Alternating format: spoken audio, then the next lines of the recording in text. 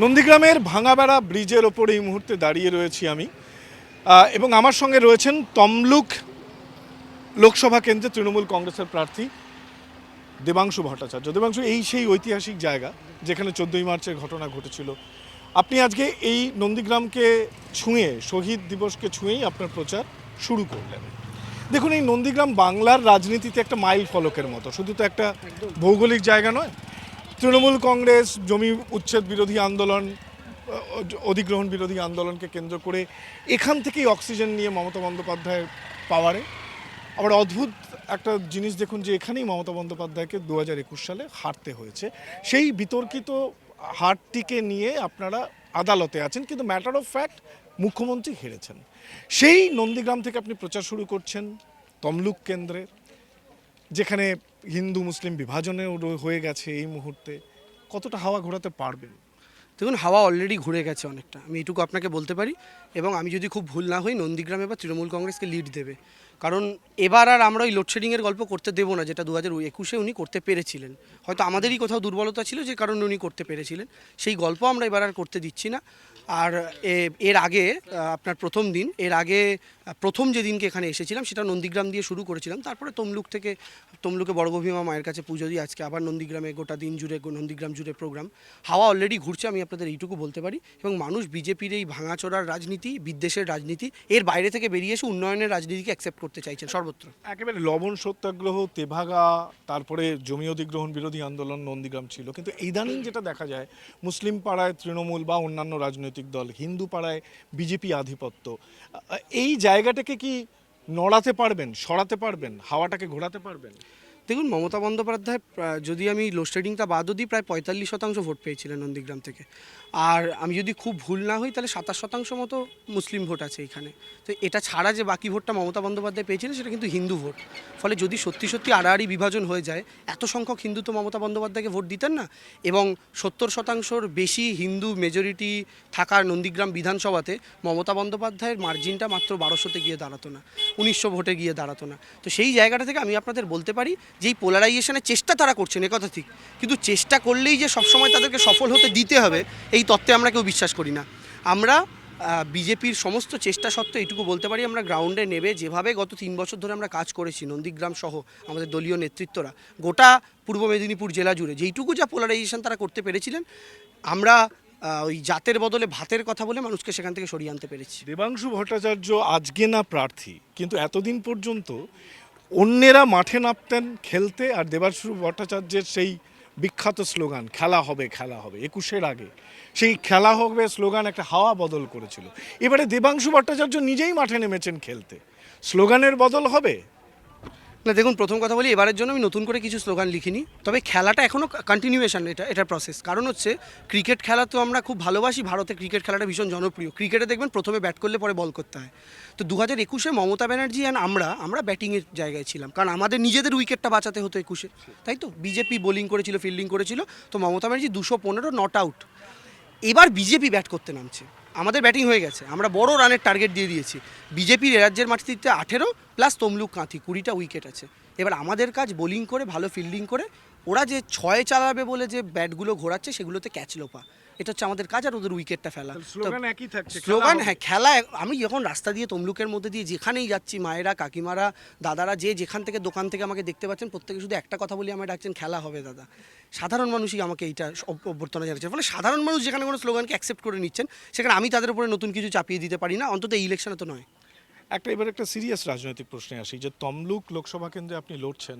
দেখুন, সব লোকসভা কেন্দ্রে তৃণমূল কংগ্রেসের প্রার্থী, তার নিকটতম প্রতিদ্বন্দ্বী বা তিনি একজন বিশেষ প্রতিদ্বন্দ্বীর বিরুদ্ধে লড়ছে, কিন্তু তমলুকে আপনাকে বোধহয় সামনে থেকে একজন শোনা যাচ্ছে অভিজিৎ গাঙ্গুলি, আর পেছনে মেঘের আড়ালে মেঘনাদ, শুভেন্দু অধিকারী।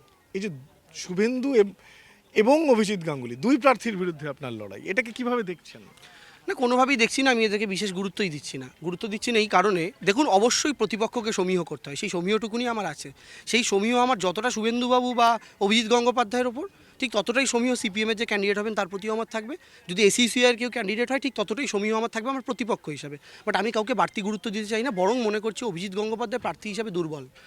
এইটা আমার মনে করার কারণ হচ্ছে অভিজিৎ গঙ্গোপাধ্যায়ের রাজনৈতিক বয়সটা এখনো এক সপ্তাহ পেরোয়নি। মানে আপনি অভিজিৎ গাঙ্গুলির চেয়ে রাজনৈতিকভাবে অন্তত Senior? অন্তত 4.5 বছরের সিনিয়র, এইটুকু আমি বলতে পারি। উনি আমার থেকে বয়সে যোগ্যতায় অনেক বড় হতে পারেন, কিন্তু রাজনীতিতে আমি অভিজিৎ গঙ্গোপাধ্যায় চাইতে সিনিয়র, এটা তো ঠিক। এবং শুধু আমি নই, যে কোনো ক্যান্ডিডেট পশ্চিমবঙ্গের যে কোনো পার্টির যে কোনো ক্যান্ডিডেট তারা প্রত্যেকে সিনিয়র। অভিজিৎ গঙ্গোপাধ্যায়, আমি একটু আপনাকে থামাচ্ছি। অভিজিৎ গাঙ্গুলি বিগত বেশ কিছু বছর আপনার প্রশাসনকে, আপনার দলকে চরম অস্বস্তিতে রেখেছেন।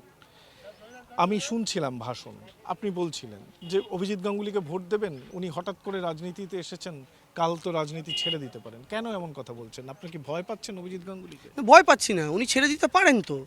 এনার তো ভীষণ রকম মুড সুইং হয়। মুড সুইং হলো হঠাৎ করে আমি একটা গালাগালি দিয়ে দিলাম রাজনৈতিক দলকে চেয়ারে বসে, হঠাৎ মুড সুইং হলো আমি ইস্তফা দিয়ে দিলাম, হঠাৎ মুড সুইং হলো বিজেপিতে জয়েন করলাম। যে লোকটা এতবার মত পরিবর্তন হতে পারে সে রাজনীতিতে আসার পর যে মানিয়ে নিতে পারবেন। দেখুন, অভিজিৎ গঙ্গোপাধ্যায়কে আজকে মানুষ অ্যাকসেপ্ট করার কথা ভাবতেন যদি দেখতে পেতেন মিনিমাম 3-4 বছর তিনি বিজেপিতে ঢুকে একজন কর্মী হিসাবে কাজ করেছেন। যেমন দেবাংশু, আপনারা তো দেবাংশুকে কর্মী হিসাবে কাজ করতে দেখেছেন, পরিশ্রম করতে দেখেছেন, তারপরে 5 বছরের মাথায় গিয়ে দল আজকে একটা নির্বাচনের প্রতিদ্বন্দ্বিতা করাচ্ছে। অর্থাৎ মানুষ জানেন দেবাংশু আর যাই হোক তৃণমূলটা অরিজিনাল তৃণমূল, এই নিয়ে কারো সংশয় নেই। কিন্তু অভিজিৎ গঙ্গোপাধ্যায় যদি আজকে 3-4 বছর রাজনৈতিক কর্মী হিসাবে কাজ করে তারপর নির্বাচনে অংশগ্রহণ করতেন, তাহলে মানুষ এই কথাটা ভাবতো না এই লোকটা রাজনীতিতে অন্তত স্টেবল। কিন্তু 7 দিন হলো আমি বিজেপি জয়েন করেছি, 8 দিনের মাথায় আমি টিকিট পাচ্ছি, 9 দিনের মাথায় প্রচার করতে নেবে, আমি যদি ভাবি 10 দিনের মাথায় ভোটে জিতে যাব, ব্যাপারটা এতটা ইজি নয়। কারণ মানুষের মনেই সন্দেহটা আপনি প্রথম থেকে বলছেন থাকছে। যে উনি অরিজিনাল বিজেপি নন, অরিজিনাল বিজেপি নন, উনি অরিজিনাল পলিটিশিয়ানই নন, উনি পলিটিক্সেরই লোক নন। কিন্তু ওনার সঙ্গে একটা এক্স ফ্যাক্টর হচ্ছে শুভেন্দু বাবু, এক্স ফ্যাক্টর হচ্ছে মেদিনীপুরের মাটি, সেখানে অধিকারীদের একটা নিঃসন্দেহে সংগঠন আছে, শুভেন্দু বাবুর সংগঠন আছে। মমতা বন্দ্যোপাধ্যায়ের চেয়ে বড় এক্সপেক্টার তো নয়, আর দেবাংশুর সাথে সেই এক্সপেক্টার রয়েছে। 215 আসন নিয়ে যেই মহিলা এই মুহূর্তে বাংলায় রাজত্ব করছেন, ভারতবর্ষের একমাত্র মহিলা মুখ্যমন্ত্রী, 3-3বারের চিফ মিনিস্টার, এবং প্রত্যেকটা নির্বাচনে তার আগের বারের চাইতে আসন এবং ভোট শেয়ার দুটোই বাড়িয়েছেন। এর চেয়ে বড় এক্সপেক্টার আশা করি কেউ নয়। যে শুভেন্দু অধিকারীর কথা বলছেন, 2021-এ বিজেপিতে জয়েন করার পর তিনি চিৎকার করে বলেছিলেন অবিভক্ত মেদিনীপুরের 35-0 আমি রেজাল্ট করব, পূর্ব মেদিনীপুরের 16, পশ্চিমের 15, ঝাড়গ্রামের 4। এই অবিভক্ত মেদিনীপুরের 35 আসনের মধ্যে তৃণমূল 26টা জিতেছিল। একটা প্রশ্ন, একটা কথা আমি বলবো, 21 সালের নির্বাচনের আগে যখন একটা গেল রব উঠেছিল, আপনাদের দল ছিল, বহু পরীক্ষিত সংগঠকরা দল ছেড়ে যাচ্ছিলেন, সেই সময় আপনি সোশ্যাল মিডিয়ায় এই খেলা হবে স্লোগান করেছিলেন, চরম আক্রমণ আপনার উপরে, মানে সেই সোশ্যাল মিডিয়া ট্রোলিং। আমার মনে আছে যেদিন রেজাল্ট বেরোলো সেদিন আপনি কাঁদতে কাঁদতে চিৎকার করছিলেন। তা আমার মনে হয় যে বিষয়টা কোথাও একটা আপনি হাওয়া বুঝতে পেরেছিলেন বা আবেগ দিয়ে লড়েছিলেন। হাওয়াটা এখন কি বুঝছেন?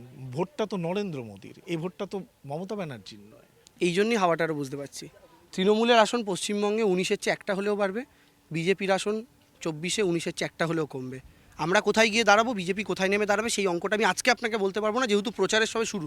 এখন বললে তো জ্যোতির্বিদ্যা, আমি ফলিত জ্যোতিষ চর্চাকারী হয়ে যাব, সেটা তো নয়। আমি আপনাদের নির্বাচনের একদম শেষ লগ্নে প্রচারের আমি এইটুকু গ্যারেন্টি দিয়ে বলতে পারবো আমরা কে কটা আসন পাচ্ছি। তবে এইটুকু আমি আপনাকে নিশ্চিতভাবে বলতে পারি যে তৃণমূল একটা হলেও বাড়বে, বিজেপি একটা হলেও কমবে। শুভেন্দু বাবুরা প্রচারে নিয়ে যাবেন যে কেন্দ্রে তো মোদী সরকার এসেই গেছে, স্টেবল গভর্নমেন্ট, তৃণমূলকে কেন ভোট দেবেন? তৃণমূল কি ভোট? তৃণমূলে তার পাল্টা একটা যুক্তি হচ্ছে 2014-তে তৃণমূল 34 ছিল, 2019-এ তৃণমূল 22 হলো। যখন তৃণমূল 34, গ্যাসের দাম তখন 500। যখন তৃণমূল 34, কেরোসিন তেল তখন 20 টাকা লিটার। যেই তৃণমূলের সংখ্যাটা কমে গেল, বাংলার ভয়েস কমে গেল, গ্যাসের দাম আজকে 1200, কেরোসিন তেলের দাম আজকে 100 টাকা, পেট্রোল ডিজেল সেঞ্চুরি হাঁকিয়ে ফেলেছে।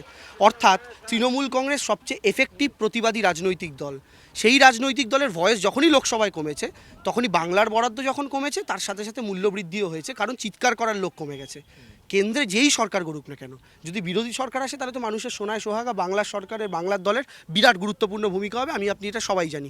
আর যদি সেটা নাও হয়, ধরেও নিলাম আমি 1% চান্স বিজেপি পুনরায় ক্ষমতায় এলো, বাংলার ভয়েসটা যদি 30, 34, 35-এ গিয়ে দাঁড়ায়, তাহলে বাংলা চিৎকার করে নিজের অধিকারটা ছিনিয়ে আনতে পারবে, 100 দিনের টাকা আটকাবে না, জিনিসপত্রের মূল্যবৃদ্ধি ওই হারে নরেন্দ্র মোদী আর আগের মতো করতে পারবেন না, এই জন্য ভোটটা দেবে। ইন্ডিয়া জোটের একটা প্রয়াস নিয়েছিলেন মমতা বন্দ্যোপাধ্যায়, কিন্তু তারপরে ইন্ডিয়া জোটটা সেভাবে দানা বাঁধলো না, বিশেষত বাংলায় তো বাঁধলোই না। সেই জায়গা থেকে দাঁড়িয়ে এই লড়াইটা নিশ্চয়ই আরও অনেক বেশি গতি পেত যদি জোট ইন্ডিয়ার শরিক হিসেবে তৃণমূল কংগ্রেস মাঠে নামতো, আপনারা আরও অনেক বেশি কিছু বলতে পারতেন। কোথাও কি মনে হচ্ছে যে ফ্লোটিং ভোটের 10% একটু ডিভিডেন্ড নিয়ে বিজেপি নামছে বাংলায়? একদম নয়, একদম নয়, ফ্লোটিং ভোটের একটা বড় অংশ এবার বিজেপির সঙ্গে থাকবে না, যেটার উপর তারা ভরসা করছেন। আমি আপনাকে এটুকু নিশ্চিত করে বলছি, কংগ্রেস প্রধানত যে আসনগুলো আমাদের থেকে দাবি করেছিল, সেই আসনগুলোর মধ্যে প্রত্যেকটা আসন এবার আমরা জিততে চলেছি।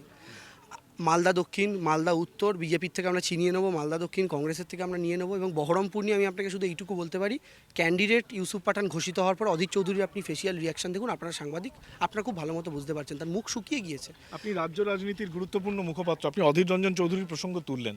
অধীর রঞ্জন চৌধুরী তিনি একটা রাজনৈতিক ব্যক্তিত্ব, তার একটা দীর্ঘদিনের চর্চা রয়েছে। অনেকে তো বলছেন যে ইউসুফ পাঠানকে দিয়ে আপনারা অধীর রঞ্জন চৌধুরীকে ওয়াক ওভার দিয়েছেন। এটা কারা মনে করছেন আমি জানি না, এটা কংগ্রেসের কেউ কি বলেছেন? কংগ্রেসের কেউ বলেননি, অন্য জায়গা থেকে বলছেন। তো অন্য জায়গা থেকে যারা বলছেন তাদের বলতে দিন, অন্য জায়গা থেকে তো অনেক কমেন্টই করা হয়, তৃণমূল বিজেপি সেটিংও বলা হয়, আবার বিজেপি বলে আমাদের সাথে সিপিএমের সেটিং আছে, আবার সিপিএম বলে আমাদের সাথে বিজেপি। তো এই অভিযোগগুলো লাভ নেই, প্রত্যেকটা রাজনৈতিক দলই আবার আমরাও বলি বিজেপি সিপিএম একসাথে আছে, তো সবাই সবার সাথে সবার সেটিংয়ের গল্প করে, এটা বলে লাভ নেই। তো আমি আপনাদের এইটুকু বলতে পারি, ইউসুফ পাঠান একজন পরিচিত মুখ, শুধু তাই নয়, অধীর চৌধুরী কিন্তু 2019-এ যে জিতেছিলেন 7টা অ্যাসেম্বলির মধ্যে উনি মাত্র 3টে অ্যাসেম্বলি জিতেছিলেন, 4টে অ্যাসেম্বলিতে তৃণমূল এগিয়েছিল। অর্থাৎ 2019-এই কিন্তু উনি ডাইসি উইকেটে লড়াই করেছেন, ট্রিকি উইকেটে লড়াই করেছেন। তার পরবর্তীকালে যে বিধানসভা নির্বাচন হলো, সেই নিরিখে যদি দেখেন, তাহলে তৃণমূল কংগ্রেসের বহরমপুর থেকে লিড হিউজ, বিরাট মাত্রায় লিড। অতটা লিড মেকআপ করে অধীর চৌধুরী জেতা, এটা আমার মনে হয় প্রায় অসম্ভব গোছের একটা ব্যাপার। আমি তারপরেও বলছি, তিনি যদি সেটা মেকআপ করতেও পারেন, শেষমেশ গিয়ে হয়তো জয়টা নিতে পারবেন না। আর নিশ্চিতভাবে মালদা উত্তর, মালদা দক্ষিণ তো তৃণমূল অলরেডি জিতে বসে আছে। আমার একটা শেষ প্রশ্ন, আপনাকে আটকাবো না, আপনি ব্যস্ততার মধ্যে রয়েছেন। আমরা একটা প্রার্থী তালিকা দেখলাম যেখানে স্থানীয় বিধায়কদের রমরমা, 11 জন বিধায়ক মন্ত্রীকে দাঁড় করানো হয়েছে। এই রকম একটা জায়গায় মানে আপনাকে আমি আনকোড়া বলতে পারি না, আপনি রাজনৈতিক কর্মী কিন্তু জনপ্রতিনিধি ছিলেন না, এই যে টিকিটটা পাওয়া, নিজেকে ভাগ্যবান মনে করছেন? অবশ্যই ভাগ্যবান মনে করছি, শুধু আমি এই জায়গা থেকে বলছি, যেখানে মন্ত্রী এমএলএরা এত টিকিট পাচ্ছে, প্রাধান্য পাচ্ছেন, সেখানে একজন রাজনৈতিক কর্মী হিসেবে তমলুকের টিকিট পাওয়া। একদম, এবং তমলুকের মতো একটা গুরুত্বপূর্ণ সিট, এরকম একটা সিট যে সিটের দিকে প্রত্যেকের নজর রয়েছে, সেরকম একটা আসনে টিকিট পাওয়া, এটা তো সত্যিই বিরাট বড় গুরুত্বপূর্ণ একটা ব্যাপার। আমি আমার দলের কাছে কৃতজ্ঞ যে দল এটা মনে করতে পেরে যে পারলে এটা দেবাংশু পারবে বলে আমাকে এখানে ময়দানে নামিয়েছেন। ফলে আমার জন্য এটা বিরাট বড় পাওনা, দল আস্থা রাখছে।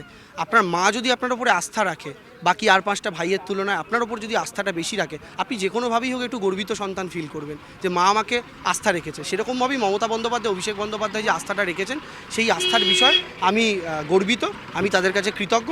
এবং আমি এইটুকু বলতে পারি যে প্রচুর বিধায়ক হয়তো টিকিট পেয়েছেন, এবং বিধায়কদের টিকিট পাওয়ার ক্ষেত্রে একটা মূল ফ্যাক্টরের জায়গা আমি মনে করি, সেটা হচ্ছে যারা ভালো পারফর্ম করেছেন, সেই পারফরমেন্সের জায়গা থেকে কিন্তু অনেকের একটা প্রমোশন হয়েছে, তাই তারা লোকসভায় হয়তো কন্টেস্ট করছেন। এরকম প্রচুর এমএলএই তো আছেন যারা ধরুন পার্লামেন্ট মেটেরিয়াল, এরকম বহু মানুষকে টিকিট দেওয়া হয়েছে, তো সেইটা দল ফ্যাক্টর রেখেছে।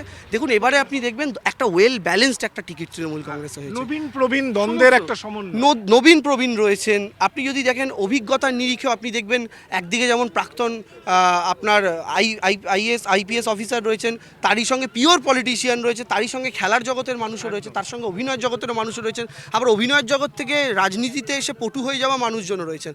অর্থাৎ একটা সুন্দর মিশেল, ডাক্তার থেকে ফুটবলার, আপনি কাউকে বাদ দিতে পারবেন না। একটা সময় তো প্রবীণদের একাংশ অভিষেক বন্দ্যোপাধ্যায়ের নাম করে আক্রমণ শুরু করেছিলেন, তাদের কি এবার শুধরে নেওয়ার পালা? এমন ব্যালেন্সড একটা নবীন প্রবীণ সমন্বয় করে একটা প্রার্থী তালিকা করলেন অভিষেক বন্দ্যোপাধ্যায়, মমতা বন্দ্যোপাধ্যায়। অভিষেকের যারা সমালোচনা করেছেন তাদের কি নিজেদের শুধরে নেওয়ার পালা? আমি শুধু একটা কথা বলি, যারা এই লবি নিয়ে প্রশ্নটা করেন, দিদির লবি, দাদার লবি, আমি বলি আচ্ছা ধরুন ঠিক আছে, মমতা বন্দ্যোপাধ্যায় তৃণমূলে একটা লবি আছে, অভিষেক ব্যানার্জির লবি আছে, কিন্তু মমতা ব্যানার্জির লবিটা হচ্ছে রামকৃষ্ণের ভক্ত, আর অভিষেক বন্দ্যোপাধ্যায়ের লবিটা হচ্ছে বিবেকানন্দের ভক্ত। এখন এই বিবেকানন্দের গোটা ভক্তের লবিটাই আবার রামকৃষ্ণের ভক্ত। যে স্লোগানে সারা বাংলা মেতেছিল, দেবাংশু কি দুটো লাইন একটু আমাদের শোনাবেন? এই ভাঙা বেড়ার বাইরে থেকে বর্গি এলো, চটির হাওয়ায় ভেসে গেল, বন্ধু বলো আসছো কবে, লোকসভাতেও খেলা হবে। অসংখ্য ধন্যবাদ দেবাংশু ভট্টাচার্যকে। এই মুহূর্তে দাঁড়িয়ে রয়েছি আমরা ভাঙাবেড়া ব্রিজে, খেলা হবে স্লোগান তুলে দেবাংশু ভট্টাচার্য ঘুরে বেড়াচ্ছেন তমলুক লোকসভা কেন্দ্রের প্রান্তে প্রান্তে। খেলা কোন দিকে যায় তা তো নিশ্চিতভাবে বলবে সময়, তবে এই মুহূর্তে দেবাংশু ভট্টাচার্যকে দাঁড় করিয়ে তৃণমূল কংগ্রেস একটা বড় লড়াই ছুড়ে যেতে চায় বিজেপির দিকে, এই বিষয়টি রাজনৈতিকভাবে স্পষ্ট। ক্যামেরায় দীপঙ্কর জানার সঙ্গে সৌরভ গুহ, TV9 বাংলা, নন্দীগ্রাম, পূর্ব মেদিনীপুর।